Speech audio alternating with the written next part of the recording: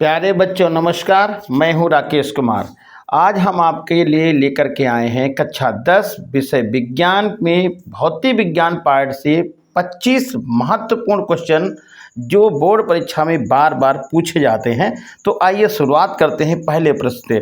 पहला प्रश्न है, वैद्युत ऊर्जा का मात्रक होता है। तो वैद्युत ऊर्जा का मात्रक होता है किलोवाट घंटा। इसे हम वैद्युत ऊर्जा का व्यापारिक मात्रक भी कहते हैं और इसे यूनिट के नाम से भी जानते हैं। और ऑप्शन सही हो जाएगा ये आपका डी। क्वेश्चन नंबर 2 है, स्वस्थ मनुष्य के नेत्र का दूर बिंदु होता है।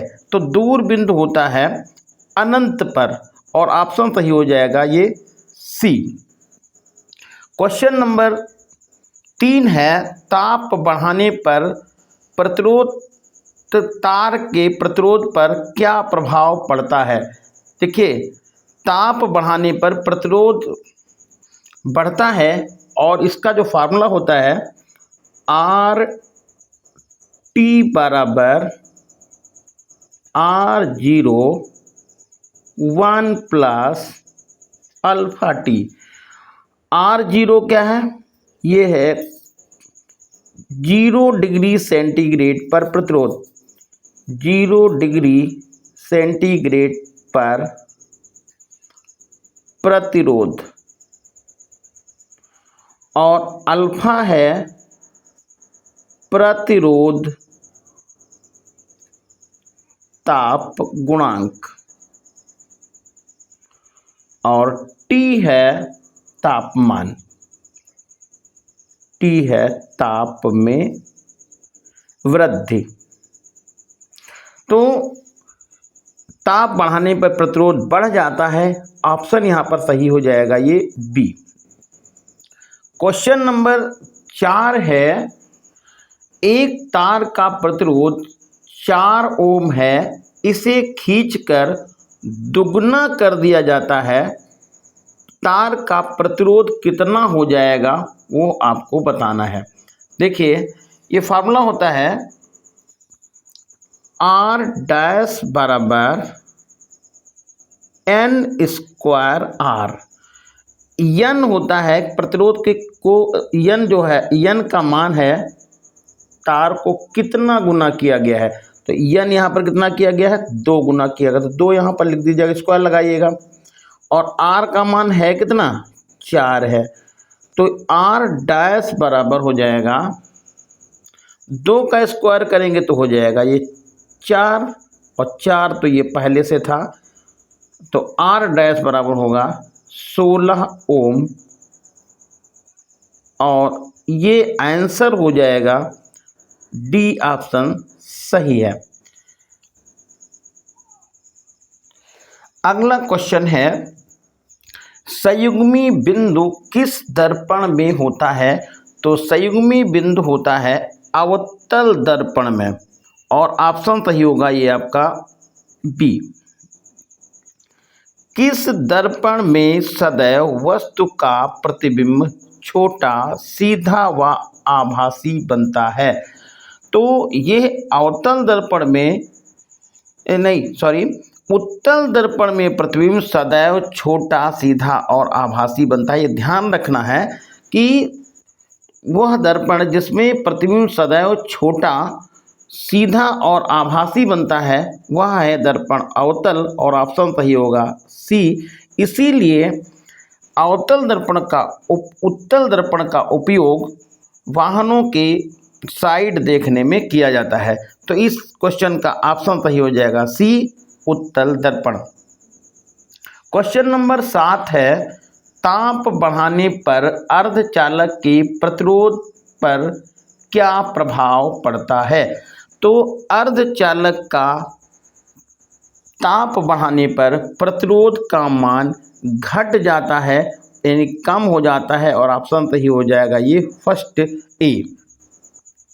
क्वेश्चन नंबर 8 है, फोकस दूरी तथा दर्पण की वक्रता त्रिज्या में संबंध क्या होता है।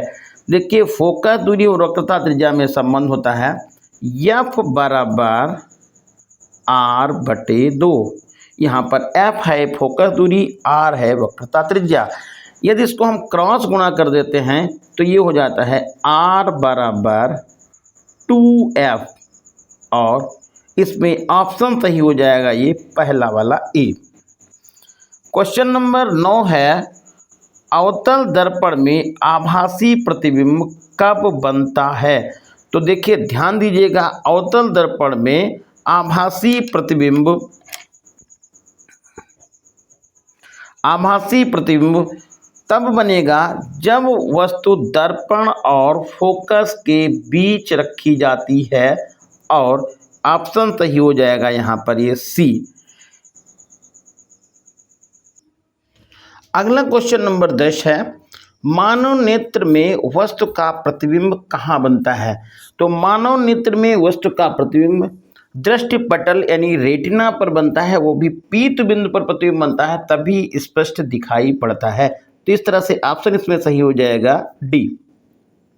विशिष्ट प्रतिरोध का मात्रक बताइए।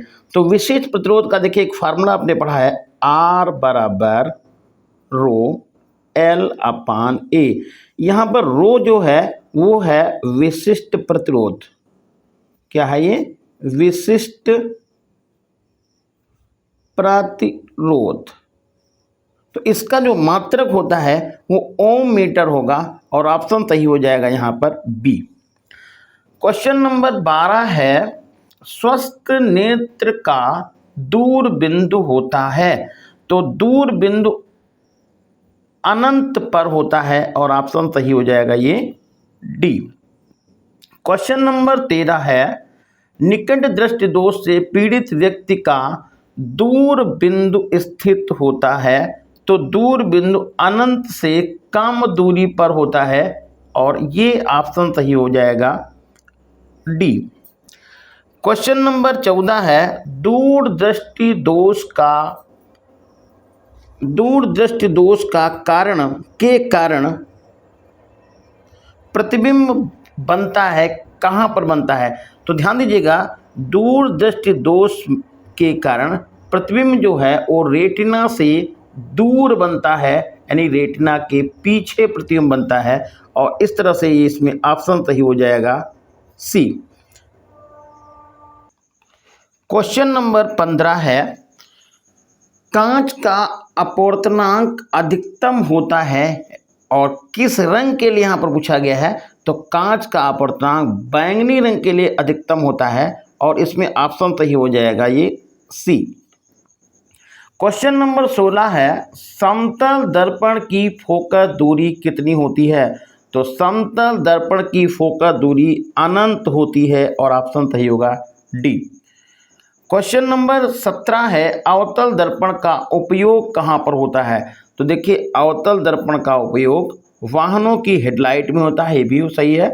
शेविंग यानी कि नाई की दुकान में भी होता है, और डॉक्टरी परीक्षण में होता है, यानी कि ये जो ENT के डॉक्टर होते हैं वो भी अवतल दर्पण का प्रयोग टेस्ट के लिए करते हैं, यानी गले और नाक और कान में देखने के लिए अवतल दर्पण का प्रयोग किया जाता है। तो इस तरह से इसमें जो तीनों ऑप्शन ऊपर के सही हैं, तो ऑप्शन यहाँ पर डी सही हो जाएगा सभी में।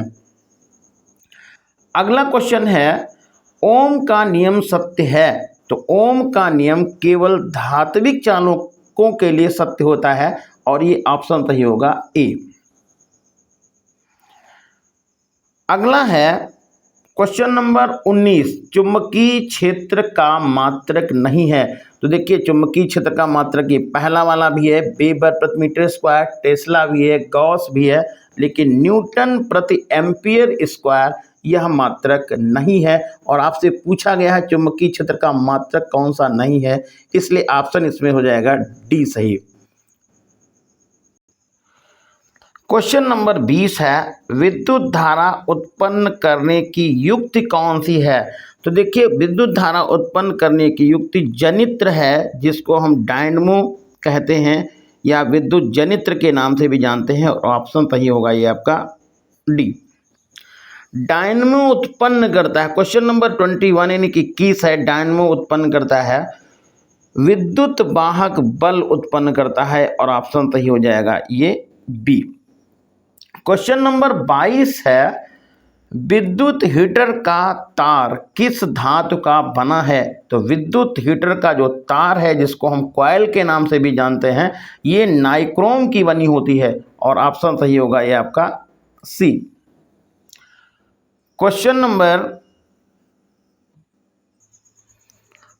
नंबर 23 है, चुंबकीय क्षेत्र में कोई आवेशित कण पर लगने वाले बल की दिशा किस नियम से ज्ञात करते हैं? तो चुंबकीय क्षेत्र में आवेशित कण पर लगने वाले बल की दिशा फ्लेमिंग के बाएं हाथ के नियम से ज्ञात होती है और ऑप्शन सही हो जाएगा ये ए। देखिए ध्यान रखना है यहाँ पर, जैसे कि ये याद करने के हम आपको ट्रिक बता सकते हैं। देखिए यहाँ निकालना है तुमको बल, चुंबकीय क्षेत्र में आवेशित कण पर लगने वाले बल की दिशा निकालनी है और बाएं हाथ में भी बात छरारा, तो इसको थोड़ा सा ध्यान रखेंगे। तो ये बल और ये भी बाएं हाथ में भी बात छरारा, तो इस तरह से हम पता कर लेंगे कि फ्लेमिंग के बाएं हाथ का नियम चुंबकीय क्षेत्र में आवेशित कण पर लगने वाले बल की दिशा ज्ञात होती है, क्योंकि फ्लेमिंग के बाएं हाथ के और दाएं हाथ के लिए हथेली के नियम अलग अलग नियम हैं, उनको ध्यान रखना थोड़ा सा मुश्किल है, कन्फ्यूजन हो सकता है, इसलिए हम आपको ये बता देते हैं। बल कहीं निकालना है तो फ्लेमिंग के बाएं हाथ का नियम ही लगाएंगे। क्वेश्चन नंबर जो 24 है, एक इलेक्ट्रॉन वोल्ट तुल्य है यानी किसके बराबर है? तो एक इलेक्ट्रॉन वोल्ट 1.6 गुणे 10 की पावर -19 जूल के बराबर है और ऑप्शन इसमें सही हो जाएगा ए।